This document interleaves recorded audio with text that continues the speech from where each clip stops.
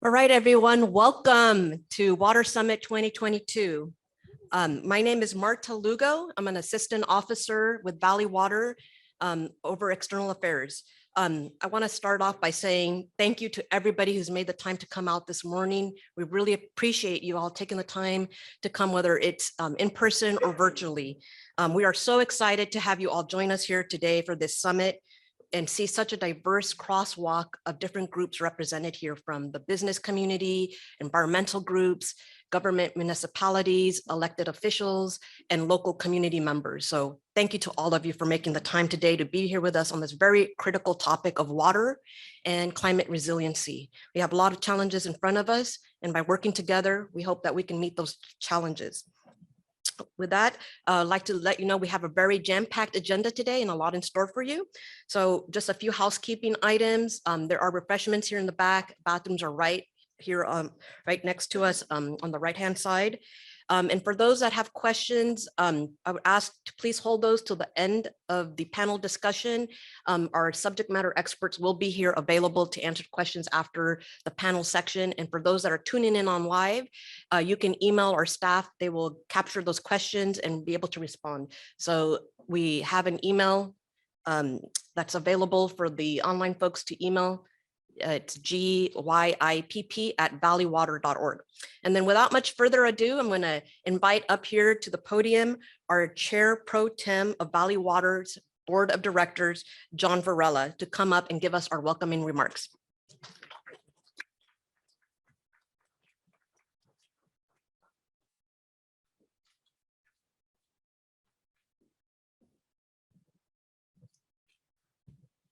Good morning, everybody.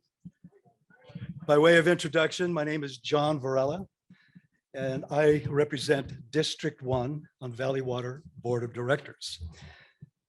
And with me today are my colleagues, Directors Estremera, Director Santos, and I don't see any other directors here this morning, but we have our online audience. I believe Director Kremen, Director Shuea, Lazat, and Keegan are joining us online. So welcome to all of you for this very important meeting. This meeting has been in discussion for the better part of 4 or 5 years. And today, in this particular time, that we are in our voice and our messaging in a severe water crisis. And we use the word water crisis. Drought, the severity of what we see happening not just locally, but nationally, globally. The Midwest and the East Coast is flooding. We see it every day. The West Coast is burning. We see it every day. We are in a severe drought. Our imported water supply, which approximately amounts to about 40%, comes from the Delta, from the snowmelt, from the massive reservoirs, Shasta, Trinity, and comes down through the Delta, and we pump it up to our reservoirs, the Sisk Dam, which is San Luis Reservoir, which is going through a renovation process, a rise, if you will, that we're participating in, which will be able to bank more water, which we will be depending on. Flows south into our creeks. The water goes into our aquifers.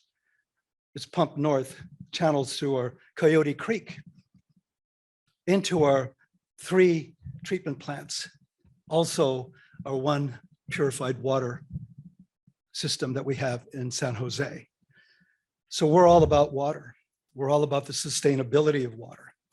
So today, you're going to hear from federal, state, water managers, water experts, along with many business leaders, entrepreneurs, educators, the Chamber of Commerce members are going to be here, and of course, our own Valley Water experts. And of course, agriculture will be here today. Let's talk about agriculture for a second. Valley Water not only manages water, we manage food. There are 3 elements for survival, correct? water, food, and air.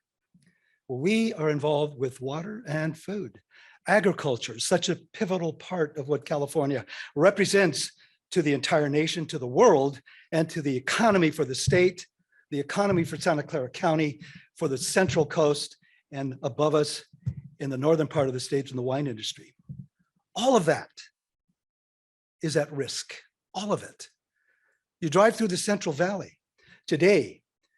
Are you familiar with subsidence? Do you know what the subsidence is? You see it, you see the ground. Farmers are following their land. They're not allowed to grow crops. There's not enough water. The Bureau of Reclamation has cut back the allocations for water for farming. Critical mass. People that work on these farms, the indigenous cultures that come here from Mexico and other locations that work on the fields, they're losing their jobs. They're going to other locations. Well, the whole country is in the same situation, lack of water. So you're here today is important because you are the messengers. You are the people that are going to learn today the critical issues that we're faced with. And then we're going to ask you to go out and teach. Teach the people in your area about conservation. That is the new message from Valley Water. Conservation is the new norm. It's the new way of life. We must pay attention. Valley Water this year did something that is unprecedented. We now have a mandatory conservation level in place, which means there could be consequences if we don't all participate in the conservation levels that we're asking. Very easy to reach. We're at 15%. That's the level that we're asking. We're wavering on that. We haven't quite reached that point. I think we're at what, 9% in that region. So we have a ways to go yet. So some of us are paying attention. We're not watering our lawns. We're letting them go brown, which is not a bad thing. We're cutting our shower time. We know we have to have our daily showers. We have to have our 8 glasses of water a day. What happens if it's not there? What do we do? What is our solution? Well, we, being Valley Water, look to the future. And the future in water supply, in our opinion, the sustainable water source is in recycling. We have a particular venue currently, which hopefully many of you, if not all of you, have visited. That's our Silicon Valley Water Purification Facility, which is built under the direction, the auspices, and the ask by our director, Tony Estamera. He was a catalyst behind that. And now we're looking at increasing that with the city of Palo Alto, Mountain View, Sunnyvale, and also in South County, the cities of Morgan Hill, San Martin, and Gilroy. That, in our opinion, is our sustainable water supply for our future. Some people ask, well, what about desalination? We've looked at that. We've been engaged in a pilot project. It's costly, and there are environmental issues. There's a byproduct. It's called brine. What do you do with it? Where does it go?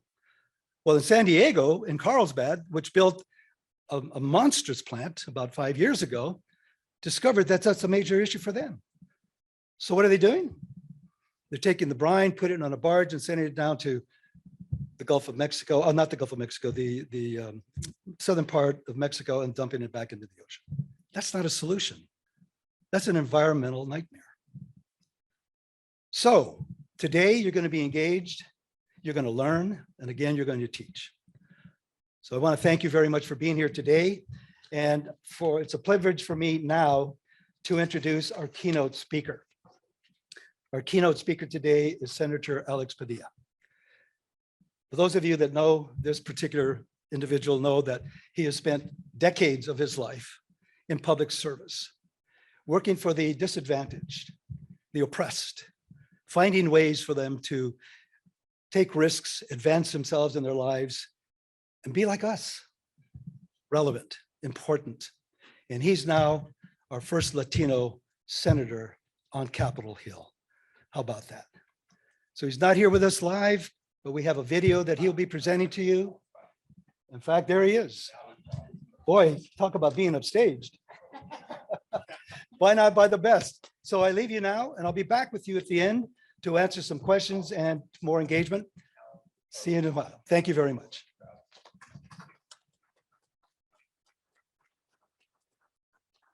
Hi, I'm Senator Alex Bynum. Thank Valley Water for inviting me to participate in this important conversation. Partnerships with organizations like yours, I believe California can navigate the challenges posed by the ongoing drought to ensure we have a safe and reliable water supply. For decades, Californians have pioneered innovative ways to store, transport, and save water, like the State Water Project, which is one of the largest water conveyance systems in the world. And while California is blessed with many natural resources, with our water infrastructure that is still some of the most fertile agricultural land and the most vibrant communities and economies in the world. It is now alarmingly clear that the growth in the past is simply no longer sufficient to the challenges that we currently face. In the past decade, we've witnessed the speed and severity of increasing use, whether outrun our to manage our limited water supply. Right now, the Western United States is experiencing diverse drought in more than 1,000 years. California just reported its driest first 5 months on record ever. This means dramatically reduced snowpack, empty reservoirs, and heavily depleted aquifers. The perfect storm for dangerous wildfires as well. The urgency of this moment cannot be overstated. So we must pursue a bold, transformative agenda in order to secure a future free from a climate catastrophe. That's why, as California's U.S. Senator, I'm working to implement new and innovative strategies for water conservation and drought resilience. Now, I believe these solutions deserve broad regional and bipartisan support. Just look at the bipartisan infrastructure law, where we secured $8 billion for Western water infrastructure. That includes a new grant program for large-scale water recycling projects in California and other Western states, as well as a provision that I wrote to make stormwater reuse and groundwater recharge projects eligible for more federal funding. And this is just the beginning. I'm also working on new ways to save water. For example, I'm leading a bill to fix leaky pipes, which is the single most cost-effective tool for water conservation in urban areas. According to the EPA, household leaks waste nearly 1 trillion gallons of water annually. Nationwide, equivalent to the annual water use of 11 million homes. In California alone, an estimated 8% of household water use is wasted due to leaks. And given our current situation, we cannot allow such waste to continue. A few hours north, in Lake Mendocino, local, state, and federal agencies are working to improve atmospheric river forecasting to conserve more water when we get winter storms like we did in December. These rivers in the sky, as they're called, can carry as much water as 15 Mississippi rivers and provide up to 50% of California's annual precipitation. While such extreme precipitation offers the potential for more water savings, we must also better prepare for the downsides of such storms. That means bolstering flood protection and preparing for sea level rise. Now, I fought for more funding for restoration of the South San Francisco Bay shoreline, the first Army Corps project in the nation to incorporate sea level rise. It certainly won't be the last, but we need to move quickly on the shoreline project, which is critical for both reducing coastal flood risk and restoring Bay Area wetlands to create a more resilient shoreline for our communities. And as I'm sure we can all appreciate, I've been pushing the Army Corps to collaborate more closely with their local and regional partners so that everyone works better together. Now, these are hard issues, and I want to tell you all that I mean it when I say that I'm here to do the hard work. I'm ready to roll up my sleeves and collaborate with all of you to become better stewards of California's water for our children and for future generations. Thank you again. California is in year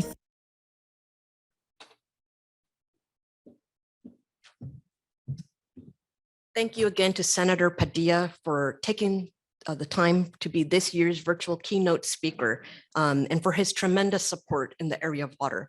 We will now move on to the next segment of our Water Summit, which is drought challenges due to climate change, and hear from our Valley Water subject matter experts on different areas. I'd like to turn it over to my colleague and Valley Water Chief Operating Officer of Water Utility Enterprise, Aaron Baker, to talk about our current and reoccurring water supply issues. Thank you.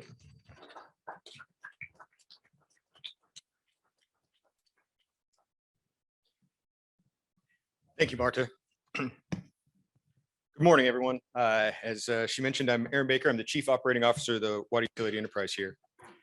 Water is life, and Santa Clara County is facing a crisis regarding its water supply. We're loading the slides right now.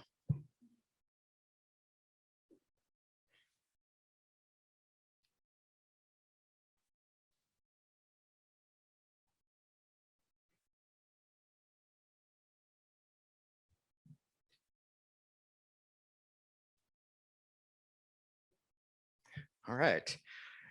And the best way to get through this is with your partnerships and your knowledge. So thank you for responding to our call for action and attending this event and deciding that, and I want to thank you that your time to ensure that our future is drought proof. As I'm sure you're all aware, we're now in a drought emergency.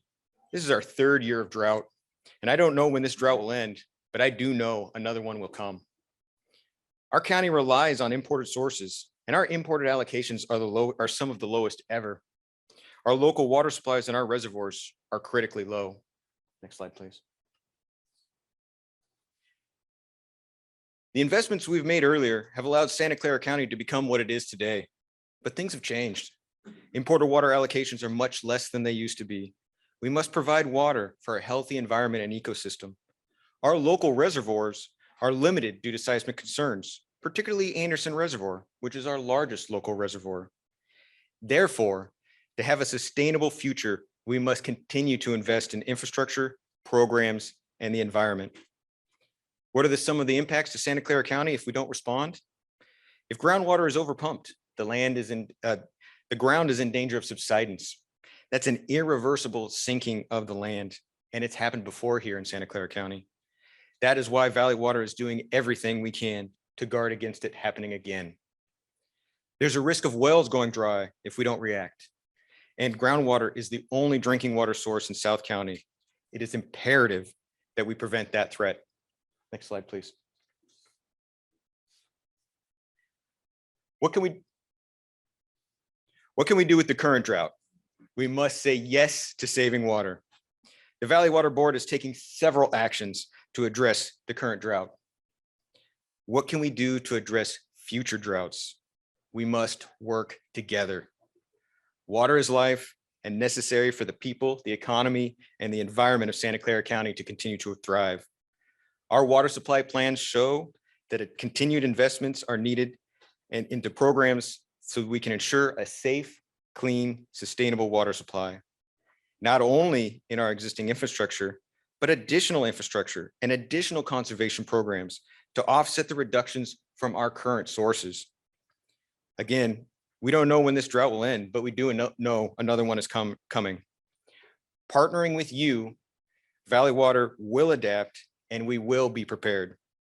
With that, I'd like to turn it over to Ms. Kirsten Struve to talk about Valley Water's long and short-term goals. Good morning, everyone. I'm Kirsten Struve, Assistant Officer for Water Supply Division. Hopefully you can hear me. And next slide, please.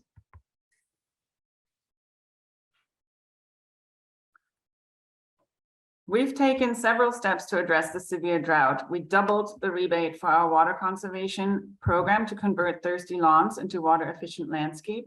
And our participation in all our programs for conservation has exploded. You can find out more about our indoor and outdoor programs at watersavings.org. We have programs for every home and business in the county.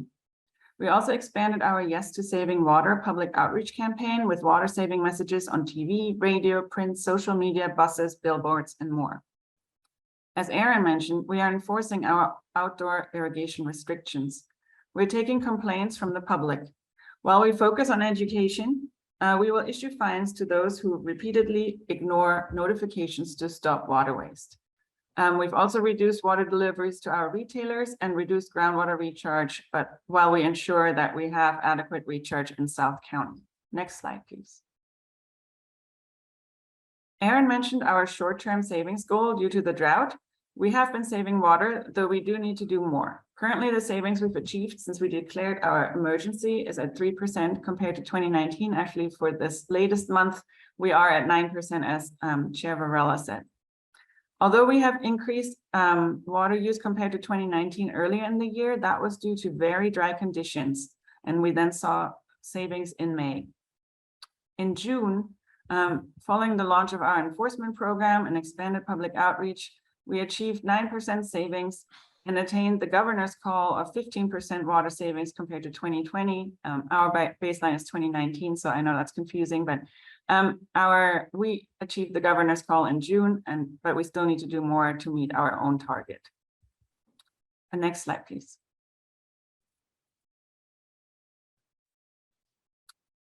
We've hit some incredible milestones, like converting over 1 million square feet of lawn to water efficient landscape last fiscal year.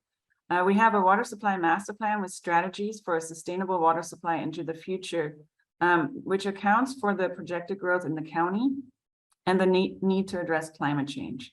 This master plan includes our level of service goals to supply 100% of water needs during normal years and 80% during drought years. So we still have some room to call for more conservation if we need to, and still meet our level of service goals. One of the elements of this water supply master plan is aggressive long-term water conservation goals. We are on track to meet these goals of saving 11,000 acre feet by 2040. We know our community has responded because total water use has declined over the decades despite population growth, including a 25% decline in water use over the last 5 years alone. That concludes my presentation. I will now turn it over to my colleague, Chris Hakes, to provide an update on Anderson.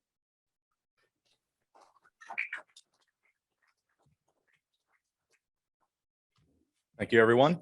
I am Chris Hakes, the Deputy Operating Officer for the Dam Safety and Capital Delivery Division. I will be talking to you about the Anderson Dam Seismic Retrofit Project. As Aaron mentioned, Anderson is the largest of Valley Water's groundwater recharge reservoirs. It's about 90,000 acre feet in capacity. It's actually large enough to hold all 9 of our other reservoirs within its footprint. Unfortunately, right now, it is under restriction from the federal government. The Federal Energy Regulatory Commission has put a mandate in place as of February 2020 that the dam is to be drained down, the reservoir is to be drained down to about 3% of its capacity. So we've about 3,000 acre feet in there right now. The dam was constructed in 1950, and the Anderson Dam Seismic Retrofit Project is our goal is to get it up to current seismic standards. Obviously, a lot has been done since 1950 in terms of dam technology and seismicity understanding. So we are moving that project forward. We can go ahead and get off the title slide. So just some background. As I mentioned, it was constructed in 1950. Valley Water has been undertaking the seismic retrofit project since 2012. Currently, we have 13 federal, state, and local regulators involved in the process. So it is quite a complicated project that our staff has been working diligently on for the last decade, basically. All of the fundamental nature of the project kind of changed in February of 2020 when we did receive our mandate from the Federal Energy Regulatory Commission. And as we go through the elements of the project on the next slide, I'll kind of break out what was done. So next slide, please. Okay, so there are 5 main components for the Anderson Dam Seismic Retrofit project. We will be removing all of the embankment that is liquefiable. So basically, if an earthquake did occur, there is the potential right now for the embankment to slump or drop about 25 to 30 feet. That could create an uncontrolled release of water, which is obviously non-ideal for the downstream community of Morgan Hill. Beyond that, in a seismic event, if there was significant slumping and overtopping, that could potentially lead to a complete dam failure. And in that scenario, we would have flooding from all the way from San Francisco Bay down through Alviso to Monterey Bay out in the Pajaro area. So it is Valley Water's #1 priority to move this project forward. We will be replacing the embankment in its entirety, removing all that liquefiable material, putting in suitable material. We will be increasing the size of the existing outlet and creating a new low-level outlet. This is actually one of the actions that was mandated by the Federal Energy Regulatory Commission to begin in our stage 1 project. We will be creating a new high-level outlet that will be capable of draining about 30% of the reservoir's capacity in 7 days. That is a new mandate from the Division of Safety of Dams since the dam was constructed in 1950. We will be replacing the spillway in its entirety. I'm not sure if anyone online or present here is aware of what happened in Orville in 2017. But basically, we will be replacing our spillway completely to make sure that none of that type of spillway failure or event is capable of happening. And then, of course, we will be draining the dam completely at one point in our stage 2.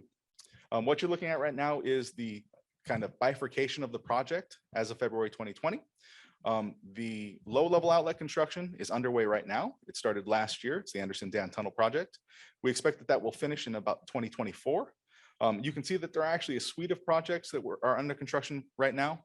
And that is because as a result of the federal mandate and the potential to release more water, there are activities that we are undertaking to keep the stream in environmentally good condition, as well as protect the downstream community. So we actually have about 5 separate construction projects that are either underway or are just about to begin for this first stage of the project.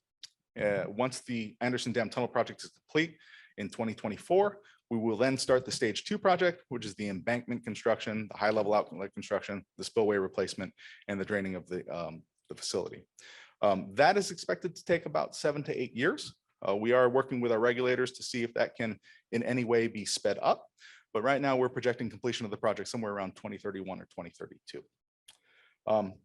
As I mentioned, it remains our top priority. We are doing everything we can to get this done as expeditiously as possible. And basically get this key water supply hub back in service. And now I'm going to turn it over to Ryan McCarter, who will talk to you about the Pacheco Reservoir Expansion project.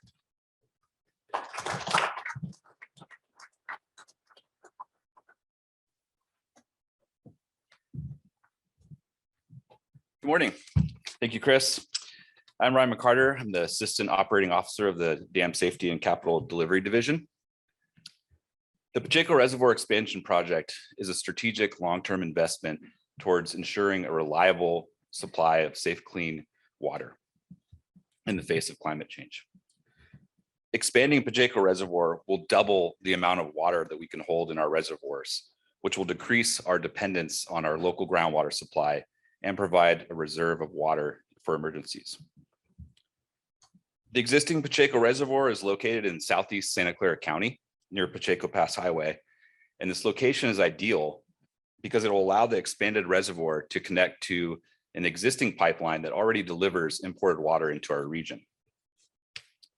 And now I'd like to present the world premiere of a new video that Valley Water has put together on the Pacheco Reservoir Expansion project that will show you some great aerial footage of the existing reservoir and provide some great information and show you what the proposed dam site looks like. Thank you.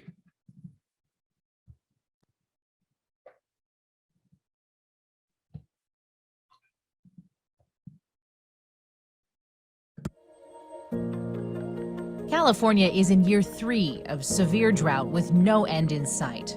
The first 3 months of 2022 were the driest on record. We don't know when this drought will end or when the next one will arrive. Valley Water is exploring options to increase the amount of water it can store in local reservoirs. The proposed expansion of Pacheco Reservoir will nearly double how much water can be stored in Santa Clara County. The expansion would make the reservoir 25 times larger, able to store enough water for 1.4 million people for 1 year in an emergency. A lifeline to weather future droughts. Forward, we believe that this is probably the way it's going to be. We're going to see many years of drought, and we need to be prepared for that. Critical water supply hub moving forward, both from an emergency supply perspective and a resiliency perspective. The project includes significant environmental benefits. A planned 1.5 mile creek restoration would provide new habitat for threatened fish species, and increased water releases would improve 10 miles of downstream creek habitat. There are important changes to the project. After geotechnical surveying, the proposed dam site has moved from just upstream of the existing dam to a new location about 1 mile farther upstream. The new dam site is a little bit narrower in the canyon, which will allow us to minimize the volume of the dam, and it basically makes the construction of the emergency spillway a little bit easier. The new location would inundate about 13 acres of the 87,000-acre Henry Coast State Park when Pacheco is at capacity. Valley Water is committed to collaborating with California state parks to address those impacts, with a goal of providing enhancements to the park for the region's benefit. Meanwhile, the state of California has already determined the project will receive $500 million in funding, and Valley Water is exploring low-cost federal loans and funding as well. The reason that we're looking at all these sources of funding is because, of course, we want to minimize the impact to the community here so that locally we can pay as little as possible and try to rely on the federal and state governments to help us with this, because this project is really a regional project. As we feel the impacts of our changing weather, expanding Pacheco would create an important line of defense, providing additional capacity to save water when it's there for times when it's not. This project really is designed for the future. With climate change creating a more extreme weather pattern, we expect that we're going to see early snow melt in the Sierras, and it's going to run off quicker in the spring. So when we do actually have snow and runoff, we want to be able to capture it. Having another water storage of the capacity of Pacheco would again ensure a water supply for our future, for our residents and the 2 million constituents that we represent in Valley Water. Okay, I think we missed about half of that in the room on the visual part of it, but you heard what it said, and this video will be available online soon for you to view at your own leisure. So that concludes my presentation on the Pacheco Reservoir Expansion Project, and now I'll hand it back to Kirsten Struve. Thank you. Thanks, Ryan. I don't see the slides right now, so if you could share and go to the second slide.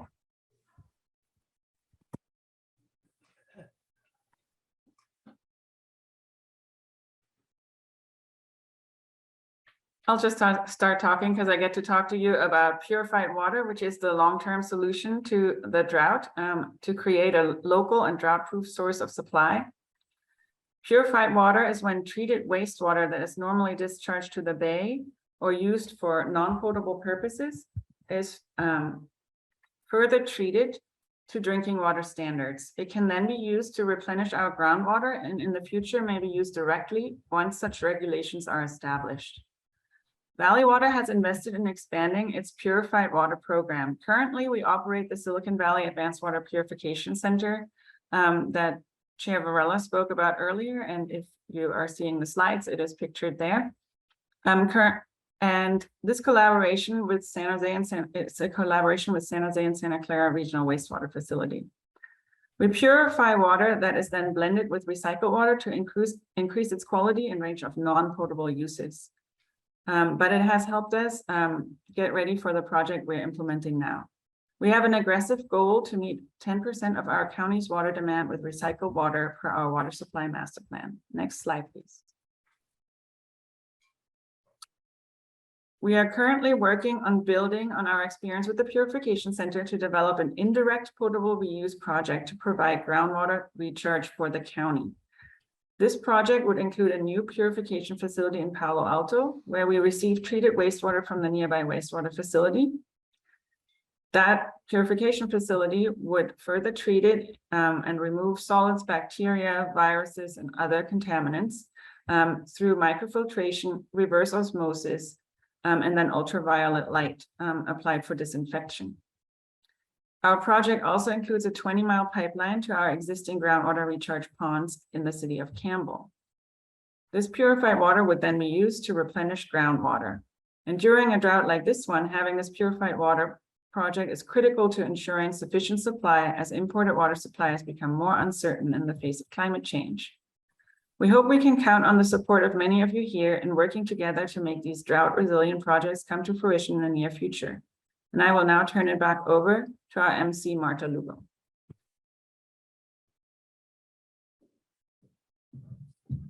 Great.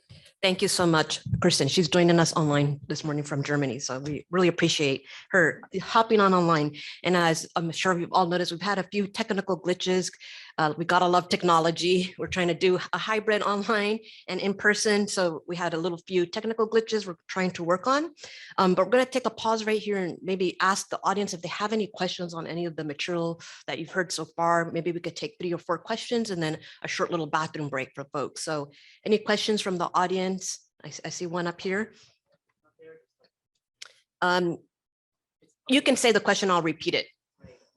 Last night, we had an environmental initiatives committee in Los Altos Hills. The question came up about the position that the city is asking to take between artificial turf and lawns. And there's a lot of debate. So where does Valley Water stand on this? Okay, great. So the question is on the topic of artificial turf and where Valley Water stands on the topic. So who here on our panel, I'm going to ask to speak to this and answer this question. I can if you'd like. Oh, we have Kristen. She's still here with us. So artificial turf, so our landscape rebate program looks at both water savings and overall environmental benefits, because we have, as Valley Water, 3 parts of our mission, which is stewardship, flood protection, and water supply. And artificial turf does not meet the stewardship goals, and therefore it is not included in our rebates. We don't, have any particular opinion on whether people install it. We just don't rebate for it. Okay, great, thank you. Do we have another question from the audience or anyone else? I see one hand here in the back and then another one right here. Go ahead. One regarding Anderson, the other regarding Pacheco. With regards to Anderson, how do we ensure no delays occur due to regulatory agencies as we go forward? Is there a way of making sure? That's a great question. I wish we knew had the answer. So the question is regulatory delays on Anderson. So I'm going to ask Chris here to answer that question. So I wish I could tell you we had the silver bullet for how to prevent regulatory delays. Right now, we have been heavily engaged by our congressional delegation led by Zoe Lofgren to help push forward some of the, I would say, collaboration that's needed on the project. With 13 different agencies, obviously you have differing mandates. And Representative Lofgren has been very key in getting us all to the table at the same time to realize that this is a public safety project that needs to get done as expeditiously as possible. And we do thank her for that commitment. In fact, our whole delegation has been very supportive of moving the project forward. So right now, what we're trying to do is that big table approach to get everything out in the open so that everyone is aware of what all the goals are from all the different agencies. And increase our communication to kind of prevent some of those delays that might potentially happen. That said, like I said, no guarantees, but we're doing what we can. Yeah. Yep. Okay, so there's a question on what's the timeline for completion of Pacheco. Right now, our draft EIR has been released and we are compiling the comments to produce into a final environmental impact report. Depending upon the permitting process after that, we could go to construction as early as 2025. If the permitting process takes a little bit longer, then obviously the project timeline would be longer. But right now we're projecting going to construction in 2025 with a 7 to 8 year construction period. So finishing in somewhere around 2032, 2033.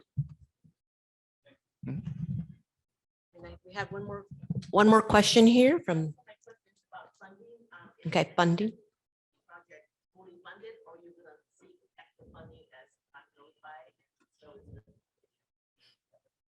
Okay, so the question is on funding, if we have enough funding for it, you're talking about Anderson and Pacheco? Okay, I guess it's still the Chris show. I should have known better than to lead. So Anderson is fully funded. Basically, Anderson is funded through water rates as well as a portion through our Safe Clean Water Fund. So right now, even though it's fully funded, we continue to look for state and federal opportunities. As you know, the Biden administration has put forth an infrastructure package.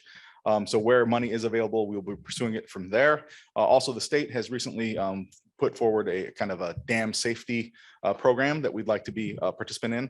Obviously, any money that we get through grants that does not have to be repaid helps to reduce water rates.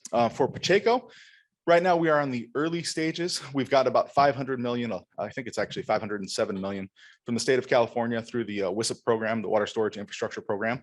The remaining balance right now, we are looking for potential partners out there, or we are looking to fund it ourselves.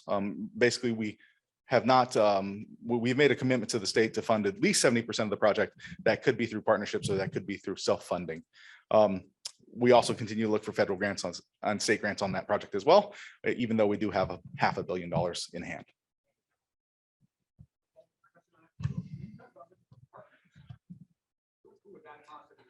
So the question is discussing Pacheco. When we're talking about looking for partners, who would that be? So right now we are actually currently in partnership with the Pacheco Pass Water District as the current property owner, and the San Benito County Water District as a partner, somewhere between 2 and 10% of the total project cost. Looking forward, because Pacheco is connected to the San Luis Reservoir system, we are looking for potential partners that would facilitate water transfers in the future. So if Valley Water had our portion of the water that was stored in in San Luis Reservoir was stored in Pacheco, we could then use that allocation that would typically go to San Luis to facilitate water transfers for a lot of different contractors, both the State Water Project and the Central Valley Project. So there are a number of potential partners that are out there. We are, because we're at such an early stage of the project, still in design, about 30%. A lot of the people are kind of inquiring, but we have not signed any contracts yet. Before I leave, any more Anderson or Pacheco questions? Okay, I'm going back. Right. Thank you so much, Chris. We really appreciate that. All right, so we're going to take a real quick bathroom break, or grab us, some refreshments here. We'll be back in 5 minutes. So just, take care of your needs, and we'll see you back here in 5.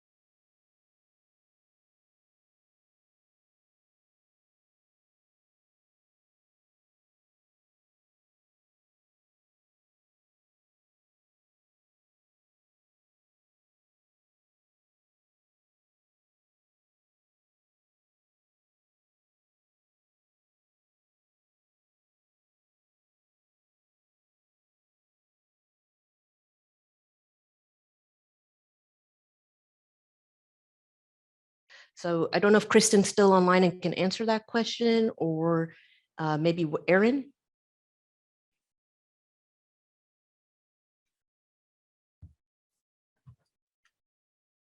Looks like Aaron's going to come up here and answer the question.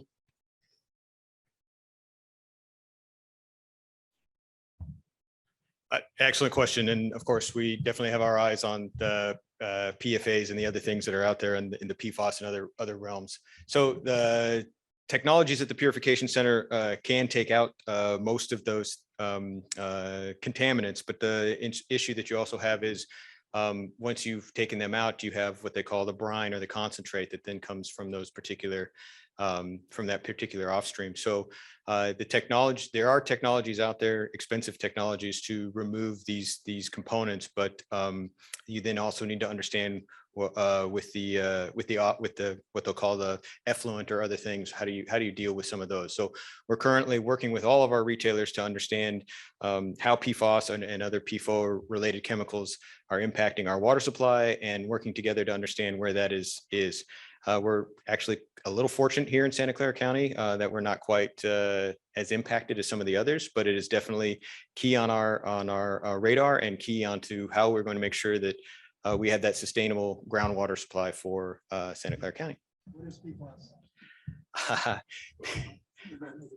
Oh, thank you. So there are a group of chemicals known as forever chemicals. Oh, yeah, perfluoral. All right.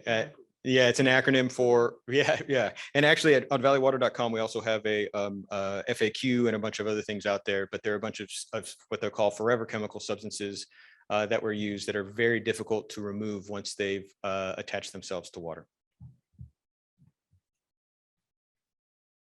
Right. Thank you so much, Chief Baker. All right. Without much further ado, I'm now going to introduce Lisa Gauthier to come and speak with us for our next panel section to discuss career pathways between historically Black colleges and universities and Silicon Valley's innovative ecosystem. Welcome.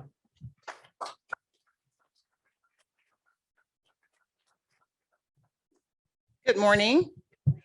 It is a pleasure to be here. As you've already heard, my name is Lisa Gaucher, Vice President of Partner Success with the Silicon Valley Leadership Group. In addition to the work that I do for the leadership group, I'm also currently serving as the Vice Mayor in the city of East Palo Alto, where I work on everything water. So I've had the pleasure of working with Valley Water on sea level rise, flooding, and of course, recycled water. So I thank Valley Water for all that you're doing.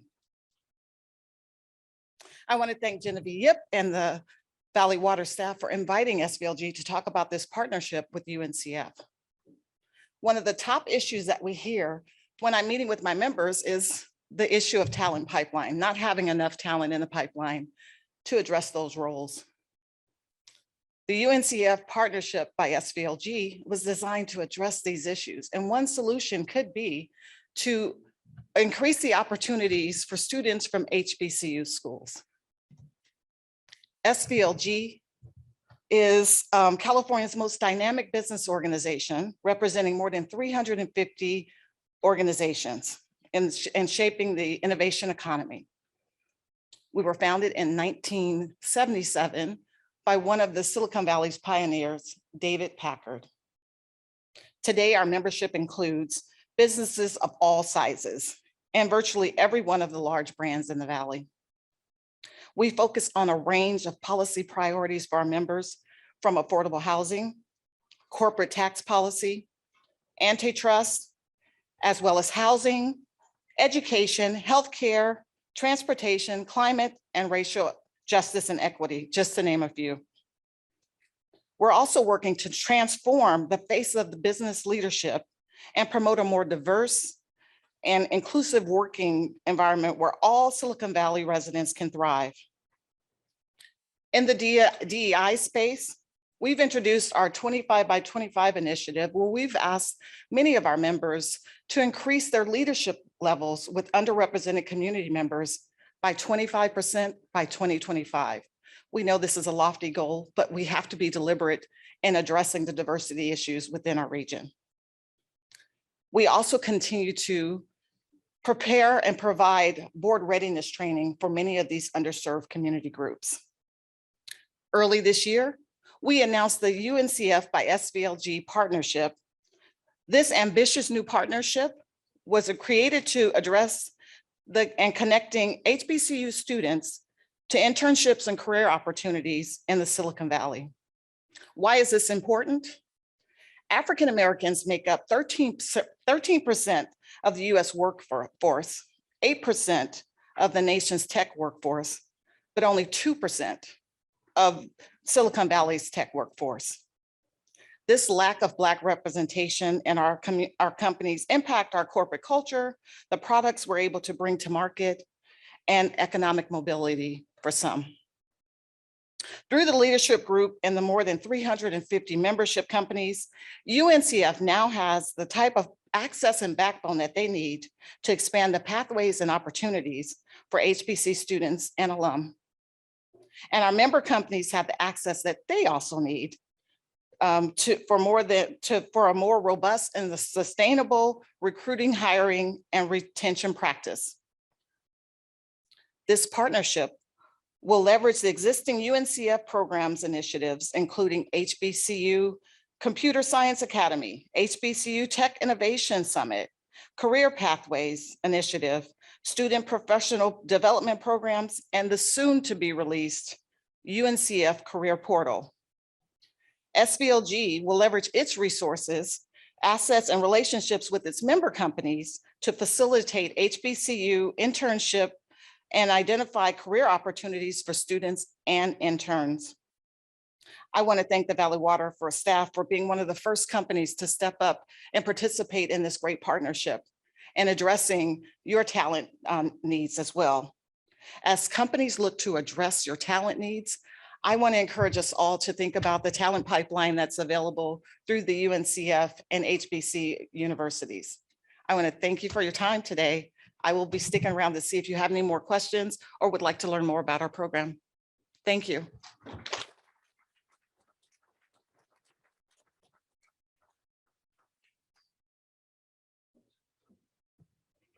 Right. Thank you so much, Lisa. That was really wonderful to hear about everything that you guys are working on and very exciting work. Now I would like to move on and introduce our next speaker with us this morning in Partner in Sustainability with the Bay Area Council.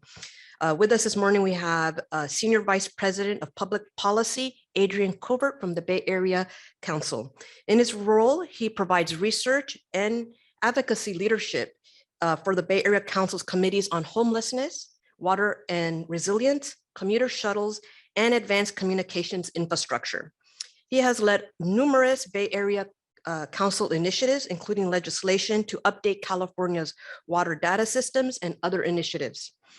Adrian is also leading the Bay Area Council's California Climate Resilience Challenge, and he will talk to you about that a little bit more. So now, without much further ado, I'm going to introduce Adrian to come up to the podium.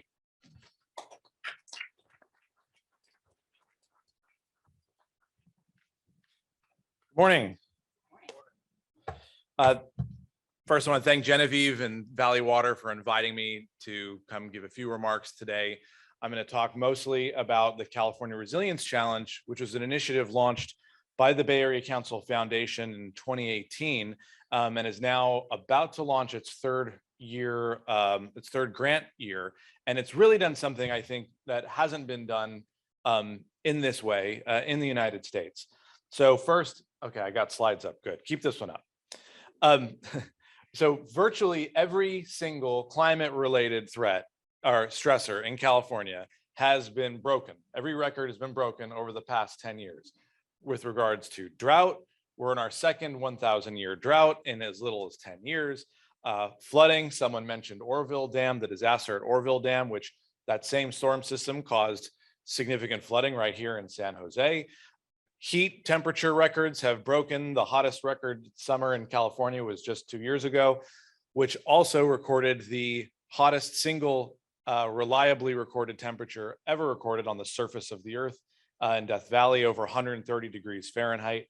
And then, of course, wildfires, with 8 of the 10 largest wildfires in California history burning just since 2017. So the horse is out of the barn here when it comes to climate change and what's coming at us. So as we continue to make progress on reducing emissions, we got to do something about strengthening the resilience of our communities to the changes that are already happening. So following the 2017 North Bay wildfires, a group of Bay Area Council members got together and asked ourselves, what role does the business community have in adaptation? We recognize that adapting communities to climate change is going to cost many, many billions of dollars. It's going to cost and require major state investments, major federal investments, none of which were in the offing at the time. So we asked around, we asked the Governor's Office of Planning and Research, we asked other environmental organizations, and we came back with the same answer and over again, which was early stage planning assistance in under-resourced communities. Everywhere we went, there is a huge disparity across California in the amount of resources communities have to dedicate and invest in early stage climate adaptation planning, figuring out where the levees need to go, how they're going to maintain sustainable use of their groundwater basin. How are they going to treat the wildland urban interface so to reduce major wildfires?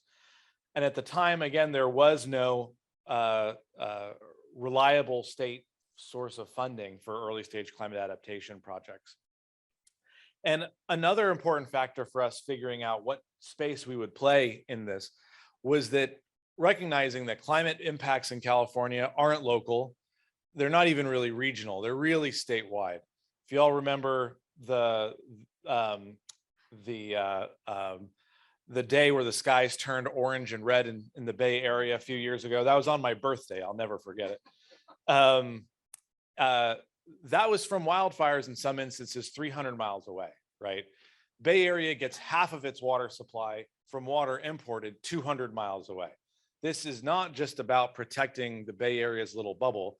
This is about protecting the bubble by strengthening the resilience far around us and creating a resilience network across California. So we wanted to make something that focused on supporting early stage adaptation planning in under-resourced communities against wildfire, heat, flood, and drought all across California. So we came up with the California Resilience Challenge. You can go to the next slide. And since 2020, with the help of our expert advisory committee from environmental organizations, the Governor's Office of Planning and Research, community groups who take and review our proposals that are submitted to our RFP, we've awarded over $4 million in early stage climate adaptation planning grants to 25 different communities across California in every pocket of California, focusing again on drought, wildfire, heat, and flood adaptation. You can see all of these projects and read more about them. And the projects that didn't get grants, but were compelling, you can see this map on our resilientcal.org website, and you can filter for winning grantees and project applicants.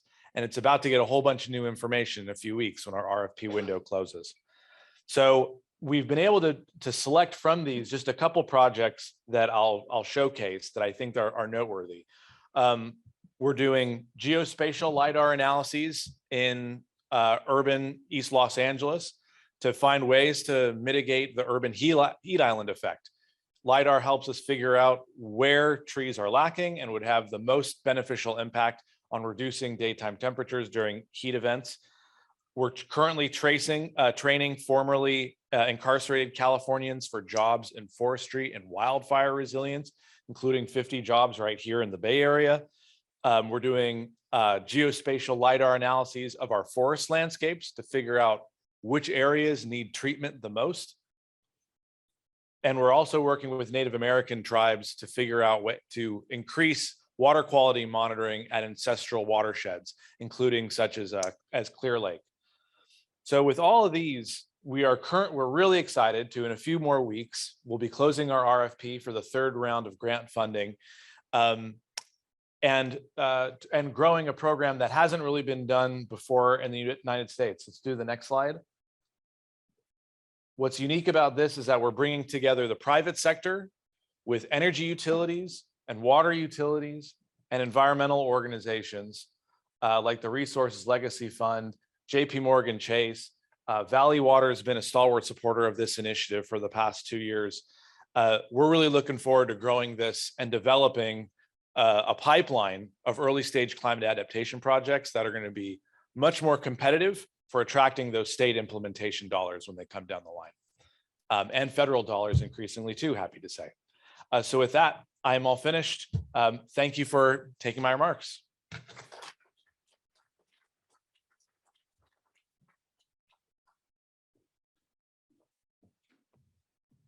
All right, thank you so much, Adrian. Such great work that your organization is doing in terms of really looking at climate resiliency for all of California. We really appreciate you taking the time to be with us here this morning. So now I'm going to introduce our next speaker with the San Jose Chamber of Commerce, one of our partners. And so we have Executive Board Member Janika Clem here with us this morning. In addition to her role on the Executive Board, Janika is also the principal owner of J. Clem Consulting, which focuses on helping companies and organizations alike maximize their potential through community engagement, public policy, and philanthropy. With that, I would like to turn it over to Janika to talk about sustainability from the business community's perspective.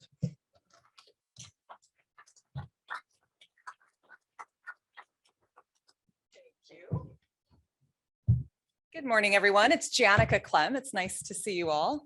And Adrian, Bay Area Council now is home to the coolest office space with the Klamath Ferry that just came into Pier 9. I'm excited to be able to come up and see that. That's really cool. So hello, everyone. First, I want to thank Valley Water for including us in today's discussion and for the efforts that they have undertaken and continue to undertake to ensure sustainable supply of water resources for our local business community. The San Jose Chamber of Commerce has taken on an increasing role in conversations around the availability of water in our state, as we appreciate the opportunity to be here today to discuss how our members approach the issue of sustainability. The Chamber shares the position of the California Department of Water Resources that issues around California water sustainability are complex and dynamic. For our members, 80% of which are small and medium-sized businesses. The focus remains on 3 elements of this complexity and dynamism. First, our members understand and appreciate the role that business must play in changing ecological landscape in California and throughout the West. The effects of climate change are real and present. Whether it is the sustained drought that we find ourselves in, the proliferation of wildfire intensity and length, and those strange orange days that Adrian alluded to, or the increased heat that has mercifully avoided the Bay Area this summer, but has significantly impacted other parts of our state and region. Our members understand the critical role that conservation will play in our future. So while urban water use in California represents only 10% of the state's water resource expenditures, it is a critical component. 1 out of 10 gallons of water used in California is used in urban areas, and business use represents a sizable portion of that. In the past, water conservation efforts have been seen as mostly agricultural pursuit. Our members believe and have demonstrated that they can and will do more to conserve water on an individual business basis. And we as an organization are committed to working with Valley Water and others to spread the word about how best to do that. Second, our members are committed to changing the narrative around the importance of water resource sustainability. It is just as important for all businesses to see the critical role they play in the conservation of water resources, and it is equally important for our members that we change the narrative around the importance of water use to the broader business community. For too long, the narrative has been that water use predominantly impacts agricultural operations and large corporate entities. Certainly, they use the majority of water in the state, but while small businesses may use less water, relatively speaking, the importance of water resource for the operation is just as critical. The restaurant and hospitality industries, still reeling from the COVID pandemic, rely on a sustainable supply of water for their business growth. Recreational industries that water lawns and provide theme parks for our residents obviously do as well. And personal fitness and medical facilities utilize water for sanitation needs for their customers. Our members want to be more active in telling their stories to help region understand the importance of water sustainability and its supply for the long-term growth. Third, our members believe that we must take a more active role in advocacy partnership around issues of water sustainability. Organizations like the Chamber of Commerce have long focused on issues around regulation, land use, taxes, and bread and butter business issues. On the infrastructure front, transportation has always been high on the list as well. But this is California, and here, the Chamber of Commerce and our partners must also be leading voices for statewide and regional investment in water infrastructure and storage. As we face the new climate normal together, our members are committed to doing just that, and they can be a great help in doing so. Small businesses consistently poll high in public trust. Their stories can be of great help in passing initiatives aimed to ensure water sustainability in California. We don't need to tell anyone here today or listening that the history of California growth and development is, to a very large extent, a story about water, its management, use, and sustainability. That is as true now as it ever has been. The San Jose Chamber of Commerce established for the first time a Water and Energy Policy Committee last year. And some of our other committees, including Restaurant and Hospitality and Land Use, now engage in water sustainability topics on a more regular basis. We want to thank you again for the opportunity to participate today, and we look forward to the continued partnership with Valley Water and others on issues surrounding water sustainability in Santa Clara County and throughout California. Thank you so much for your time.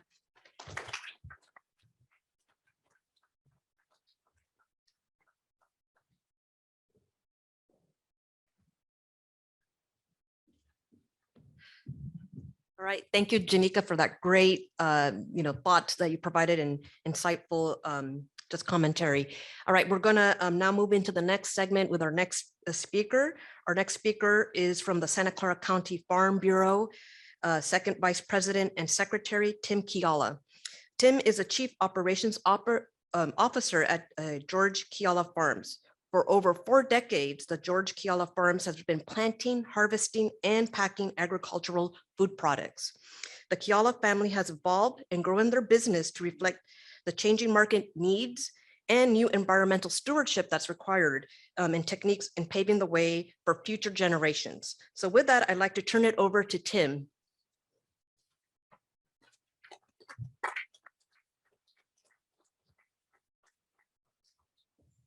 Thank you guys for having me. I guess I gotta be careful what we ask for, because when I say we want a seat at the table, but John's like, here you go, here's a podium. So this is not our forte, and everyone that before us spoke so eloquently. I'll try to do my best here. Thanks, John. So anyways, when they asked me, you have 5 minutes to talk about water, and I go, well, we've been talking about it for 40 years. So I'm sure my dad was up here at one point talking about we're trying to expand recycled water down to Santa Clara, South Bay and stuff like that. So we're still in the same situation. I feel agriculture has answered the call as far as conservation goes. We worked very closely with the water district and implementing the mobile labs and testing our efficiencies as far as root zone applications of water, runoff application, answering the sediment call to not allow sediment into our waterways. And so I guess my biggest question is like, what now? I mean, we keep going. And so now we're at the point now that we are actually fallowing land.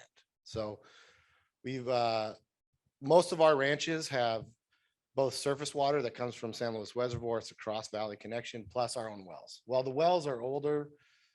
They need, the water levels are dropping. I don't know how familiarized with everything. It becomes a challenge. So then we ended up just fallowing land. So in Morgan Hill, I have 200 acres that are just fallow at this point. So it becomes a point where we need to start using these dedicated things on the news as far as we're in a orange zone for drought now. We're in extreme drought. We're super extreme drought. At one point, it has to trigger some kind of action. I think we have answered the call and we'll continue to answer the call with technology for conservation. But at a certain point, these dedications of extreme drought need to start hitting where we bypass some stuff. We get some of these projects done. I know the water district has been trying very hard to get these projects through, help us with answering the storage issues that we've had, and we're going to have for the future. So at some point, we need action. Conservation is great, and we take pride in it, and we're welcome to bring anyone down that wants to look at how we're doing stuff, but it's time to start acting. And that's what we're begging you for, because it gets to the point where as we fallow more land, we're just not going to use it anymore, and we move on. And once, I'm a third generation farmer in Santa Clara County. Once we're gone, it's really hard to bring that back. And once the ground's gone. And so I guess I want to leave you with a few points because they just gave me the 1 minute card. So I did fill 5 minutes. That's amazing. So anyways, we are proud of our conservation, and we'll continue to act, and we'll continue utilizing technology as far as drones looking for dry spots in the field. So you're not broadcasting watering, drip tape, micro sprinklers, all this. I want everyone to understand too, that ag is on the supply side of water. Okay. All winter long, we open up our fields. We're not allowed to let the sediment leave. So we are a recharge, a free recharge for the Bay Area. It goes right back into our aquifers for no charge to anybody except for us doing what is responsible and being good stewards of the land. So I appreciate everyone having up here. And one other thing, remember that we're still getting our 21 inches of rain. It's just coming in 2 storms. So sediment control is a big environmental impact as CO2 in the air, everything else. You do not want to add acidity to our oceans. So we need to capture this water and be able to distribute it and act responsibly with our resources. And ignoring it is not an answer. So I appreciate the time. How am I doing? Am I good? Woohoo! I did it. Thank you.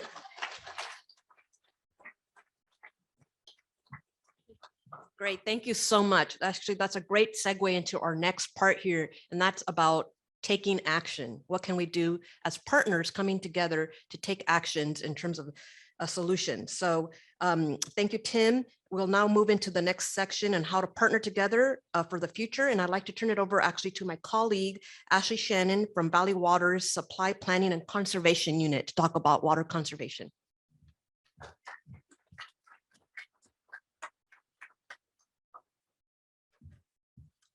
Hello, good morning. I am Ashley Shannon. I'm a senior water conservation specialist in our water supply planning and conservation unit. We can move to the next slide. As Kirsten discussed in her earlier presentation, we are working towards both our long-term and our short-term goals. And to help us reach these goals and ensure that the county has ample water for everyone, we offer a number of rebates, programs, services, education, and free devices to the public to help us reach our goals. These are both indoor and outdoor programs that we offer, and I'm going to touch on everything, but for real in-depth information, please go to our watersavings.org website, and we have a table here for more information as well. Next slide. As residential water use makes up a little more than half of the water in our county, we have a huge potential to conserve water in that sector. Through programs such as our eCart, which is a free online service where people can log in, order free shower heads, sink aerators, hose nozzles, anything that could be used in the home. And these items are shipped free of charge to someone's front door. Let's see. We also offer opportunities to evaluate your home water usage, both indoor and outdoor. So these are through services such as our WaterWise Outdoor Survey Program, where we send out an irrigation specialist to do a full analysis of your system, to our do-it-yourself indoor survey kit, where customers learn how to evaluate their own water usage to see if the fixtures that they're using are efficient. Lastly, we offer rebates to help conserve water in the landscape and make it more efficient. This includes our gray water rebate and our landscape rebate program. So our gray water rebate is a great drought-proof solution. It allows you to continue to irrigate trees and shrubs that may need a little bit more water through the use of diversion of your laundry water. You're always going to be doing laundry during a drought, and so if you need to conserve on outdoor irrigation, you still have this source. We also offer rebates, our landscape rebate program. So through this program, there's multiple elements to help make any landscape efficient. So whether it's removing high water using lawn that's not very appropriate for our climate, or upgrading irrigation equipment such as nozzles, bodies, sprinklers, weather-based irrigation controllers, and also rainwater capture elements. So all of these are included in our landscape rebate program with a cap of up to $3,000. We do partner with several of our water agencies in the area too to help add additional amounts. So for some areas, these caps might be higher for the landscape rebate program or for the gray water. Next slide. So our goals are to reduce water in all sectors. So residential, commercial, industrial, ag, as we talked about, we're asking everybody to make efforts to conserve. So both in short term for this drought, but also in long term. And so we also offer a number of programs for those sectors. You'll see some overlap, including our free online e-cart and our landscape rebate program. For the e-cart, we have a special function where commercial sites or institutions can bulk order items. And so this can help these facilities kind of switch out some inefficient fixtures, also for free. Let's see. Businesses can also modernize their unit through their facilities through custom rebates. So we offer what's called our water efficient technology rebate. And these can come in all sorts of unique water saving projects, and we issue rebates at the completion of the project based on the water savings from it. We're also requesting efficiency, as Tim mentioned, in the agricultural sector, and we have programs such as our mobile irrigation lab for those. So we will send out a surveyor who is an expert in agricultural irrigation. They will monitor efficiency. They'll do soil moisture monitoring, help out with irrigation scheduling, and kind of help farmers create a plan to reduce their irrigation. And lastly, for our landscape rebate program, it offers the similar components as the residential, so lawn removal and replacement low water use plants, and irrigation equipment, but we also recently introduced another rebate category for commercial sites who will be impacted by the state's ban on commercial lawn irrigation. So our hope is that these lawns are going to go brown during the drought, but instead of replacing these lawns when the drought is over or the restriction is lifted, we actually want sites to just kind of make that commitment to get those lawns out. So we've introduced a lawn to mulch rebate, that's just a simple rebate to help commercial sites get rid of their lawn. And so our rebate for that, we have up to $100,000. Again, it's a little bit more in some other cost sharing areas, but we're really trying to do that, do our part with that. The map that you see up here is from our 2021 strategic plan. We've evaluated our water usage and found that our greatest potential for water savings again is in the outdoor sector, so we will be focusing on that quite a bit, but also to reach our long-term conservation goals, we need increased participation in both our indoor and outdoor programs. So we're hoping all of you can serve as our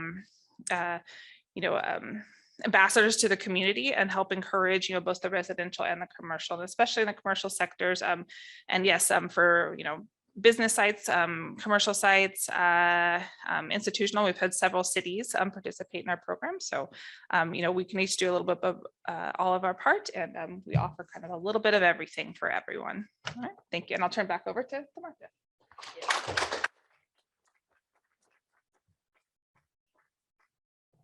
Thank you so much, Ashley. And so as we shared, water conservation is a key action that we all can take in terms of conserving water, but there is more in terms of a long-term solution, in terms of using advanced technologies to recycle and reuse water and be smart about the water supply we do have, because there's only so much water conservation that we can do. We also need water supply. And so in terms of water supply, we really need to look at water recycling and purified water. So I have a call to action for all of you today. Earlier, you heard from Kristen on the Purified Water project, which will allow us to increase and expand our use of purified water to supplement our existing water supplies. This is a drought resilient supply. It's locally controlled. We don't have to wait for it to rain. We can reuse that drop of water. And at the end of the day, reusing water is good for the environment. It's green, it's sustainable, it's a great water management practice. But Valley Water really needs your support because these are large projects that need funding, but also collaboration and partnerships with city municipalities and other organizations. And not only that, but we also need to get over the public perception of purifying and recycling water and get over the yuck factor. Because at the end of the day, there's only so much water we can conserve. So we really need to look at how do we reuse water in every drop. The reality is that Mother Nature already does this every day through the natural water cycle. But we have the advanced technologies right here in Silicon Valley to recycle that water and not have to wait for the rainfall. So let's be smart. Let's take these technologies and really, look for a solution that's long-term and sustainable. So with that, we have here a little QR code. It's on your little table holders here. We have digital support cards because we do need support from the community. There's a QR code right here that you can, with your phone, snap a picture and then sign our digital support card. But even better, you can also provide a letter of support to our board because we do need the whole community. We need everybody at the table. And so I'll leave you with this thought. I always hear the phrase, it's a common saying, it takes a child to raise a village. Well, it also takes an entire community working together hand in hand to meet the water supply challenges that we face. And only by working together can we come to a path where we're set for sustainability. And so with that, I'm going to turn it over now to our Chief of External Affairs, Rachel Gibson. We're going to move into our panelist section and actually have a very lively panel discussion with our panelists. They're going to come up here to the stage and bring up their chairs, and we have some great questions lined up. And then just as a reminder for everybody, after the summit and the panel discussion, we have our subject matter experts here still available to answer questions afterwards.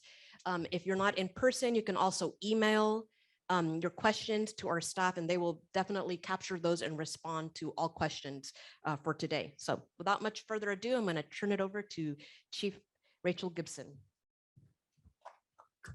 Good morning, everyone. We'll invite our panelists to come up and join me on the stage. I see you out there. Go ahead and come on up. Nothing like talking about catastrophic climate change to really get a Friday going. All right. So again, thank you, Marta. Thanks to all of you for taking time out of your busy schedules to join us here on Friday. I know you're looking forward towards a weekend, but we really do appreciate your commitment to helping us address these really very serious issues. As you've heard so far, water is critical to everything that we do. Having enough safe, clean water is critical to helping our families thrive, our businesses thrive, and of course our farms, as you heard Tim say, thrive in addition to our environment. It's just critical that we have enough of that. But it's becoming increasingly in jeopardy because of worsening climate change. We know droughts are going to become the norm. They kind of already are. We just got out of our last one, and here we are again in one. So that's why it's so important and so urgent that we implement climate resilient strategies. And that's what our panel is going to be talking about today. So let's introduce our panel. We have with us the Honorable Lisa Gilmore, Mayor of our host city this morning, Santa Clara. Adrian Covert, Senior Vice President of Public Policy for Bay Area Council. You heard him speak just a little while ago. Dennis Murphy, he is the Water and Sustainability Life Director for Sustainable Silicon Valley. And then finally, Nareesh Dugal, Program Manager for Santa Clara County's Office of Sustainability. All right, now we've heard a lot about the state of our water supplies and the need for our region to become more climate resilient to adapt to climate change. So Mayor Gilmore, the first question is for you, and that is the Santa Clara City Council adopted as a council priority promoting sustainability and environmental protection. So can you share with us a little bit more about that? Testing. Hi, everyone. First of all, thank you so much for having me here. I'm very honored to be on the stage here with all of these experts. I don't consider myself in any way, shape, or form an expert on this, but it's welcome to Santa Clara. I guess that's how I've earned my seat here, apparently. But I think that it's important for you all to know that the city of Santa Clara is taking this very seriously, our water issue very seriously. And we have also made a strategic pillar in our city in terms of sustainability. That's one of our strategic pillars. And climate solutions and resilient strategies are what we have been working on. So we have three major focus areas. The first is integration with the climate, City Council's recent adoption of our climate action plan in 2022. Keep in mind, we started it in 2012. We have improved it and strengthened it just this year, but we've done quite a few things. We include some very bold targets, 40% reduction in GHG emissions by 2030, 80% reductions in emissions by 2035, and carbon neutrality no later than 2045. We also look at innovation, such as we just passed a very robust all electric reach code with electric vehicle charging requirements. Keep in mind, this helps us a lot. We have Silicon Valley power in the city of Santa Clara. So the more electricity use, the better for our city and our organization. But it calls for all new construction to have only electric appliances and to provide EV charging stations. And this is to decarbonize our buildings in Santa Clara, really helping to create healthier indoor air spaces and air for our community, and reducing greenhouse gas emissions that contribute to climate change. And finally, collaboration, communication, and partnerships. And that's why we're here today as well. A great example is the Santa Clara Valley Water District's partnership with the City of San Jose and the City of Santa Clara to meet the water demand of our Santa Clara County residents. The result was the construction of the Advanced Water Purification Center to make highly purified water blended with recycled water from the regional wastewater facility has really increased the quality for more diverse uses. So all of our partnerships with Valley Water, City of San Jose, City of Santa Clara have really developed into wonderful partnerships and has helped our community tremendously. So that's just a few of the things we've talked about. Thank you. All right, great. Thank you, Mayor Gilmore. Adrian, let's go to you next and hear a regional perspective. Water and climate resilience is one of the Bay Area Council's initiatives. Can you share how strategic partnerships with other groups like Save the Bay, Silicon Valley Leadership Group, Resources Legacy Fund has helped Bay Area Council make progress on that initiative? Great, thanks. You kind of teed up a very specific example, actually, that's really helpful. So you mentioned a few organizations, Save the Bay, an environmental advocacy group advocating for restoration of Bay wetlands. Resources Legacy Fund is an environmental organization based out of Sacramento, heavily involved in water policy. And SVLG, our partner business association. All of our organizations back in 2014, maybe even a year or two earlier, started looking at ways to get a reliable source of funding for restoring wetlands along the San Francisco Bay shoreline, for habitat and for protecting our communities from sea level rise. That effort, which began kind of early through a mutual understanding that doing so would benefit the environment and it would benefit the local economy and local businesses and residents, that we should work together and make something big happen. And when you go to Sacramento, hat in hand, asking for money, you get in line and you take a number. And the same thing happens when you go to Washington. The best way to stand out is to bring your own money to the table. And so the Bay Area Council and Resource Legacy Fund and all the other organizations, we worked together to put Measure AA on the ballot in 2016. And through using a partnership with business and environmental organizations, we reached a proposal that ended up passing more than 70% of Bay Area support. It got majority support in all 9 counties. This was the first time all 9 counties ever voted on the same thing. And it's kind of iconic and poetic that it was on, the namesake of our region, on protecting the San Francisco Bay and making sure we leave it in a better place for our kids than how we inherited it. Shortly after that passed, though, the work wasn't done. We realized that restoring wetlands, voluntary restoration projects take 5 to 10 years sometimes to permit. And this tax measure is only going to be around for 20 years. So you can't go back to the voters 20 years later, $500 million later. You know, what did you buy? You can't be buying a bunch of projects stuck in the permit pipeline. You need to have actual results. So again, we all worked together to come up with a proposal for speeding those types of projects to cut their permitting down from about 5 years to about 1 year. And that's happened. It's called the Bay Regional Restoration Integration Team. And it's made up of all of the permitting agencies. They sit in a room together and they hear proposals all at the same time. And when one agency makes a tweak or requests a tweak, the other agencies can respond in real time as to how that affects their regulations too. And so now we're going to be pushing out restoration projects much faster than before. So we can go to the voters and say, hey, the money that you invested was put to good use.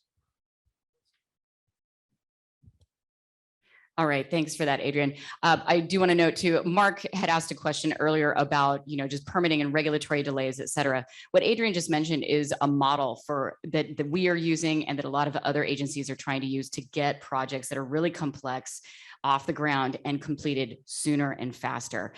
For projects like Anderson and Pacheco, there are also these big, hairy infrastructure projects. That model, it doesn't necessarily work because you don't have the same regulatory agencies at the table. So just so everybody's clear about that, but it is a model and it's something that we as an agency have partnered with a lot of other agencies, particularly water agencies with, to try to get off the ground for all of us so that we can all be successful and get these projects built in under 10 years.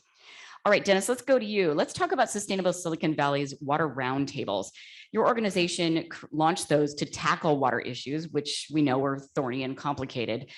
So can you please share more about those goals and how Sustainable Silicon Valley is incorporating diverse stakeholder perspectives to really forge that broader consensus?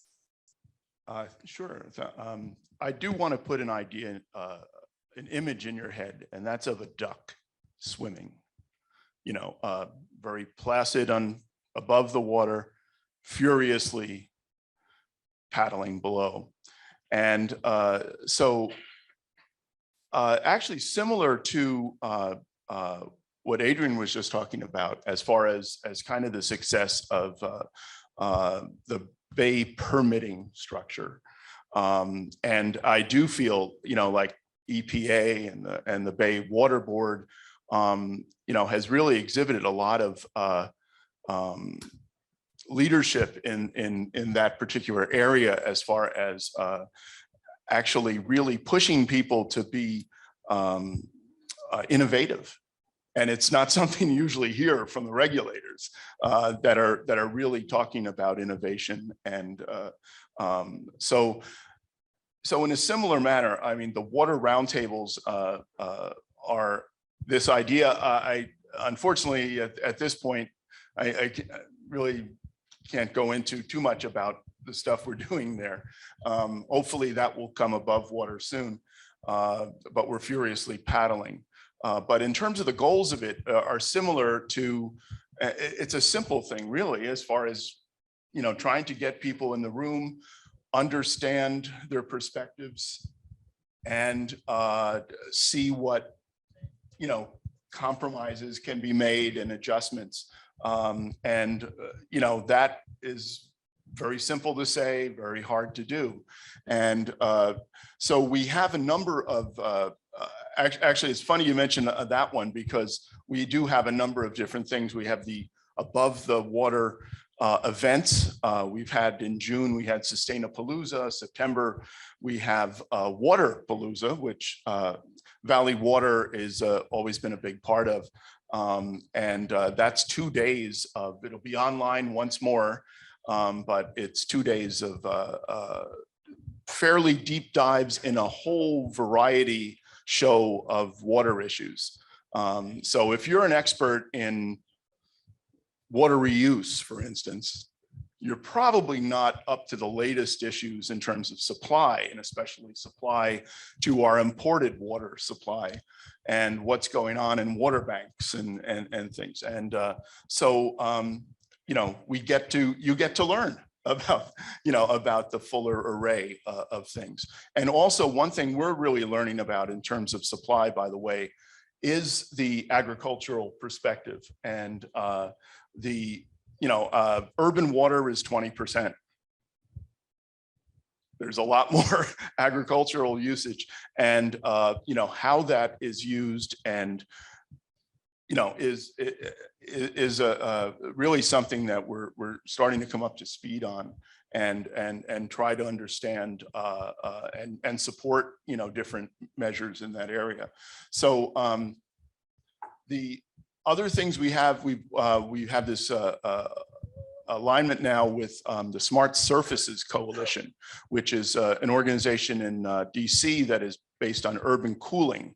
So they're advocating things like green roofs, green roads, tree canopy, a lot of things that involve heating.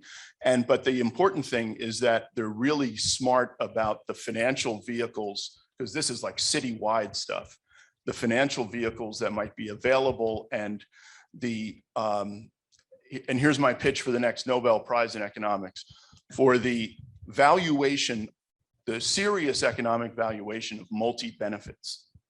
It might be one department funding something, but it's going to have an impact on a number of different departments and a number of different objectives at the city level. So I'm not answering your question at all, your specific question, but in a way you get an idea, you think of the duck and you get an idea of the goals of sustainable Silicon Valley as far as our kind of theory of change and our way to kind of get agreements to get that change done, and that implementation a lot of times of the nice ideas and the good sentiments and the legislation and the rulemaking, and then the implementation typically at the local level. Thanks, Dennis. Fun fact about agriculture here in Santa Clara County too. Dennis mentioned that statewide ag water use is much greater, obviously, than urban water use. Here in Santa Clara County, it's actually the opposite. Agriculture in Santa Clara County only accounts for about 8% of the water used in this county. So, obviously different counties have different water usage. I just want to make sure all of us here in this county know what is happening here. All right, Nareesh, we'll go to you next. We've obviously heard a city perspective from Mayor Gilmore. So I'd like you to share your perspective of being the county's Office of Sustainability. What are the objectives and targets of your office's efforts, and what progress has been made so far to achieve those goals? Well, thanks for having me here. I'm just filling into a very large shoe in the absence of my director, Jasneet Sharma. My primary role in the department is pollution prevention through integrated pest management and also nature-based solutions. My primary focus is on urban forestry, water conservation within the county operations. Just to give you a perspective at a larger scale, probably I have to use these notes and give you a myriad of issues which the county has taken over the last 5 or 6 years. And all this information is available on the county website, also in the Office of Sustainability. But just to give you a brief synopsis of some of the activities the county has taken in the last 4 or 5 years, and those were published in the last 2021 report. The first and foremost, the county realized this thing that if we have to handle the climate change, we have to start from the larger bang for the bucks. The first and most important initiative they took and taken is the county set a target to reduce greenhouse emissions from county's operations and facilities by up to 2050 to almost to a zero level. The greenhouse gas emissions as of now are reduced to 87,000 metric tons compared to 147,000 metric tons of carbon equivalent from 2005, which is a saving of almost 47%. And in 2019, another big bang for the buck was that the county fully transitioned to a zero emission energy system by achieving its goal to receive 100% of electricity from renewable sources. So those were the ideas that started the transition to a larger goal, making the county safe and healthy. And they have close to, say, 8 defined visionary goals. Within those visionary goals, they have close to 30 strategic approaches, short and long-term approaches. And these 30 strategic approaches are measured through 90 targeted. And these all have some KPIs. So you can imagine exactly what the extent of work lies ahead of us in the next 10 years. Let me give you some more perspective here on what county has done.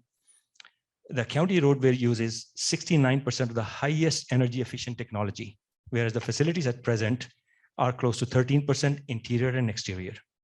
The county ensures that 100% of the new county-owned buildings meet Cal Green Tier 1 requirements. Compared to 70 EV active charge ports in somewhere in 2016 and 17, the county has expanded the EV charging system to encourage more electric vehicles on the road by 304. To date, cumulative energy savings are for almost 20 kilo megawatts hours. 167 projects participated in Bay Area Regional Energy Network, which is called BayRAN rebate program, and these savings were achieved through that initiative. In 2017, the county had energy use almost close to 4,865 kilowatts per residential building, which is equivalent to almost 8,665 miles driven by on an average passenger vehicle.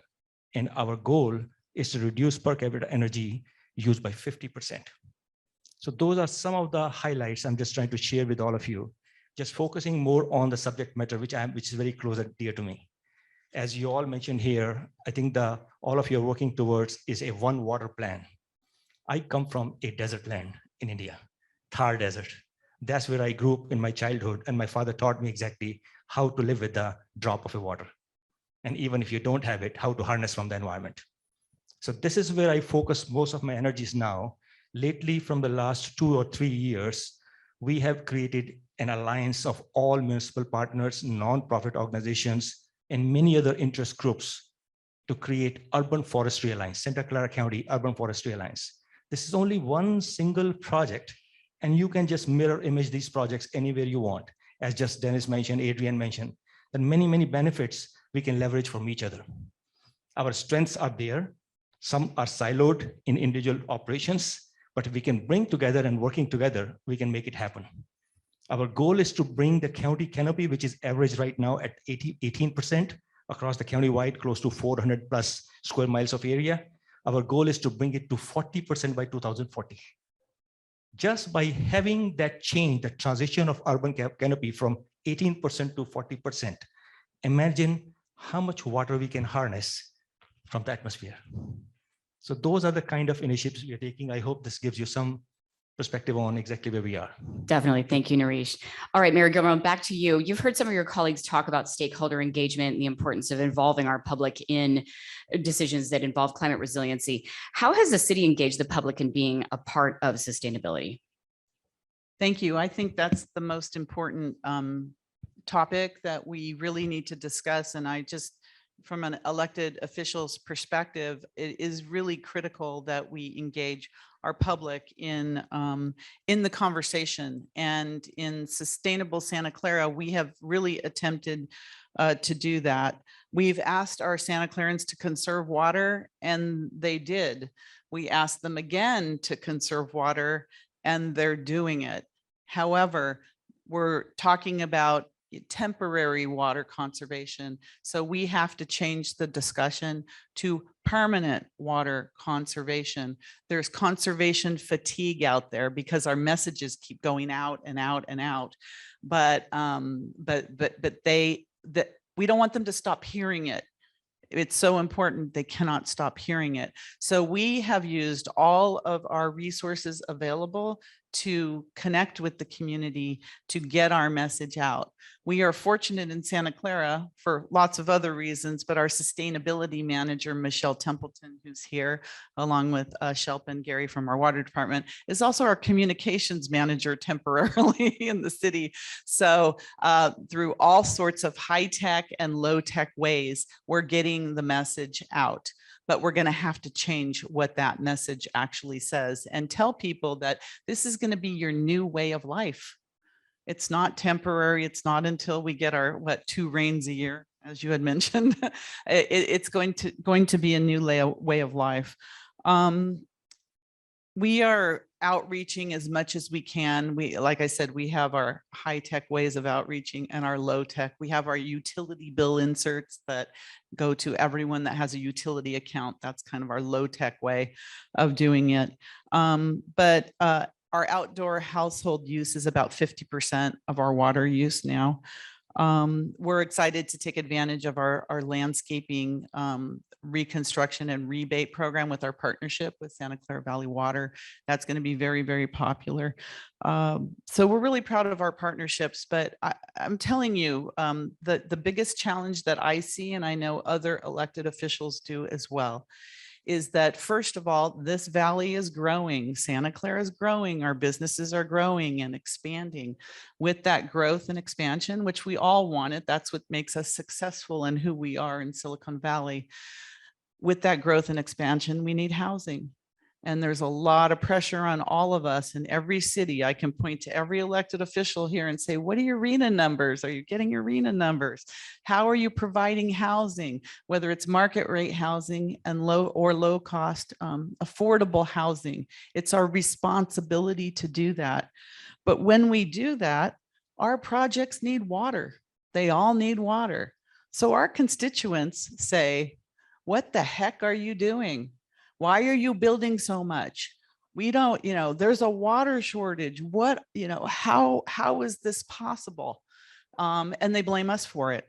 So here we are trying to do our thing, take responsibility for the community and provide housing and provide an area that expands and grows, but we don't have a lot of water. So how do we explain that? We're telling them on one side, conserve, conserve, conserve. And then the other side, we're okay, Santa Clara, we have 20, 30,000 new units coming up in Santa Clara of housing. So we need communication strategies. We need our partners to help us communicate that out to the residents, because this is one-on-one with our community, holding elected officials accountable. I mean, we can all talk about water and conservation and everything else, but at the end of the day, we have to very clearly explain how we're going to grow, how we're going to provide housing, and how we're going to have enough water for this valley. So that is a real challenge that I face. I know other electeds do as well. And in order for us to succeed in our message of water conservation and this new way of life, we've got to have some real good answers to that. And I just don't have them right now, but I know working together with our partnerships, we can achieve that. But communication is the real key. Thank you. Thanks, Mayor Gilmore. You definitely touch on an important issue, and that is alignment of messaging. Valley Water definitely is committed to working with all 15 of our cities and the county and a lot of our other partner organizations to make sure that our messaging is aligned, because that's what's really going to cut through the clutter of everyday life and hopefully get that message out to the public that we serve. All right, Adrian, let's go over to you. We've talked a lot about the different policy initiatives Bay Area Council's done. What business value have you seen from Bay Area Council's sustainability efforts? Thanks. First, let me offer any assistance the Bay Area Council can provide to helping communicate the benefit of housing now, even during a drought. Your average home is going to last 100 years. A drought will come and go in a couple of years. These are long-term investments we absolutely must need to meet our equity goals, our affordability goals, sustainability goals, everything. Speaking of goals, I might pivot away from your question to talk about something that I really want to mention. I want to tell a little story. So get comfortable. I was at one of these events in Southern California a few years ago, and a gentleman from Orange County teased me, the Bay Area guy. He said, Orange County recycles 10 times as much water as San Francisco does. And at the time, I said something to the effect of, well, Orange County residents use 3 times as much water per day. So I hope they're recycling some of it. But I think we were both right. And I didn't give him enough credit for something at the time. the Bay Area is overwhelmingly reliant on natural rain and snow-based systems to provide its water supply. 50% from Sierra snowmelt, about 45% from local rainfall and the groundwater that it supports. Virtually zero desalination, 5% recycling or so. We are very reliant on the natural system to replenish us and bail us out year after year. And we've been able to rely on that system for pretty well for about 100 years. Southern California hasn't had that luxury. Their citizens have expected higher water rates, and they've been willing to invest to maintain those rates of water consumption. And so they've put a lot of money into essentially drought resilient supplies like the Orange County groundwater purification system, which is the largest recycled water project in the world. And now Los Angeles is currently planning on building what would be one of the largest recycling projects in the world too. So they are doing it to sustain levels of water consumption that are probably, I find are a bit excessive. On the other hand, they've got a backbone supply, whereas we're still struggling to build ours. On the other hand, land use policy is water policy. And the reason why, SFPUC is a great water agency, fantastic water agency, great service. The reason why San Franciscans use 40 gallons per person per day relative to the state average 75 is because they live in many multifamily, smaller parcels. It's a land use decision. So if we're going to be to constituents, current constituents who are concerned about water, building new homes, you have to let them know that the vast majority of new homes that are going up are orders of magnitude more efficient than what we got and that what you and I live in probably. So anyways, the question was the business, part of our business strategy for strengthening the Bay Area economy is around the goal of making sure the Bay Area can meet about a third of its freshwater demand with drought resilient supplies by the end of this decade, up from 5% today. The state is currently debating, by the end of this conference, we might know what it is, about a $1.5 billion package for water supply infrastructure around the state. We're advocating for some of that money to come to the Bay Area, including to this region of the Bay Area, for drought resilient supplies, for recycled water, for more storage. We're going to need that if the Bay Area is going to prosper in the future decades as it has in the past. It's going to rely on drought resilient water supplies making up a bigger share of our supply portfolio than it does today. So we have a fallback option if the wheels really come off on climate change. All right, thanks, Adrian. And I know our time is running short, so we're going to do a little bit of a speed round for our last two speakers, Dennis and Nareesh. What in 60 seconds or less, what can we do to accelerate progress towards sustainability? All right, Nareesh, you first. All right, that's the speed run. That money is the question. Budget will always be there. When I was born, I was short of money. I'm 60 plus now. I'm still short of money. I think so is all of you. So that 60 seconds round probably is that working together. That is the take home message. There are many things that we can accomplish together. Data management, spatial analysis, decision-making tools, and sometime we can leverage, we can outcompete the rest of the regions, apply for the grants together. There are many, many things, instead of cannibalizing each other, work together. There are many opportunities we have to save water, conserve water. Science is already there. It's just, we have to just work together.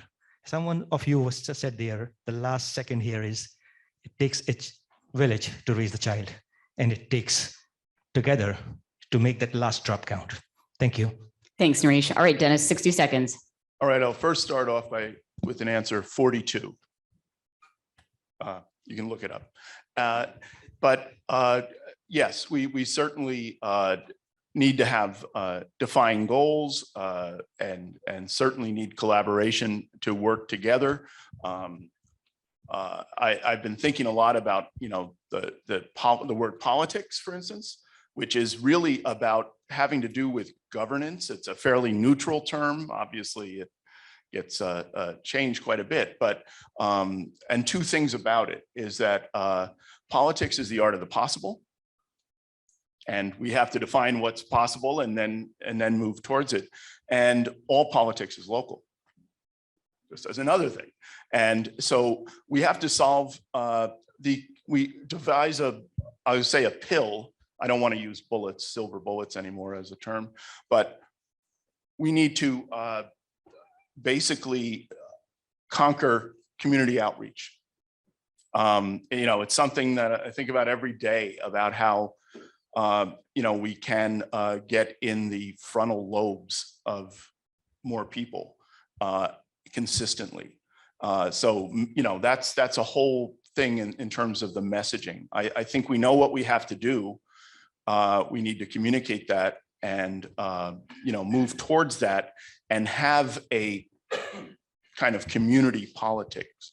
And it involves everything. It involves this coming regionalization of government, like with the housing needs assessment. We need that kind of growth in housing. It has impacts on water, but as Adrian was saying, it's, there's two different kind of measurements. And also we just always need to be smarter at water. New housing doesn't need lawn.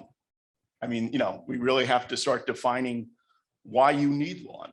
I still remember visiting execs at Gallo, and they had a huge lawn out front of their headquarters because that's the ideal, right? The farm ideal is, I don't need this land. I'm going to grow a big honking patch of lawn on it.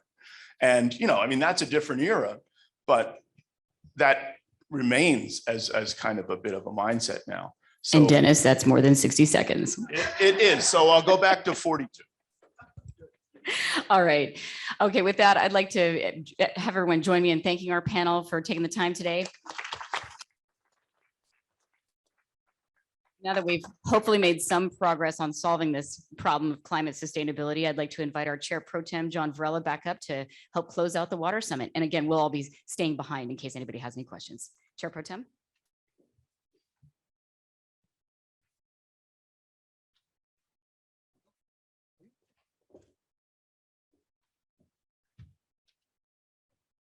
So what have you learned? Quite a bit. I want you all to do me a favor. Please all stand up just for a quick second. Good exercise. You've been sitting for a long time. Jim, stand up, please. Everybody stand up. And raise your right hand. Repeat after me. I do. I do. Thank you. Sit down. You have now just been included in our Water Ambassador program. You have been sworn in. Now, what have we heard today? We've heard about social justice, about our hiring, what we need to do a better job in doing. Interestingly enough, a month ago, I presented and welcomed 48 new water interns that are high school kids and college kids. And they were sitting in front of me, 48. 45 were young women and 3 were young men. I was blown away. Women in water, that's what we're talking about. Water storage, our dams. We're repairing an old dam. We're building a new dam. The regulatory discussions that we have to get through the process to make it happen sooner than later. Recycling, our discussion on what recycling means to us today and tomorrow, our sustainable water for our future. That is what recycling is about. And the last item, conservation. We are in a new normal today, where water conservation is essential for all of us to continue to share that message.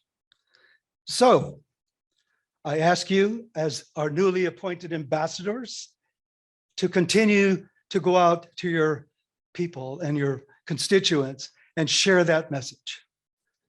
And I want to thank Mayor Gilmore for allowing us to be in your home, the city of Santa Clara. the home of technology, of old farms and farmers, and the home of the 49ers. So thank you all for attending Valley Water Summit 2022. We wish you the best. And just remember, just say yes to saving water. Wish you a good day.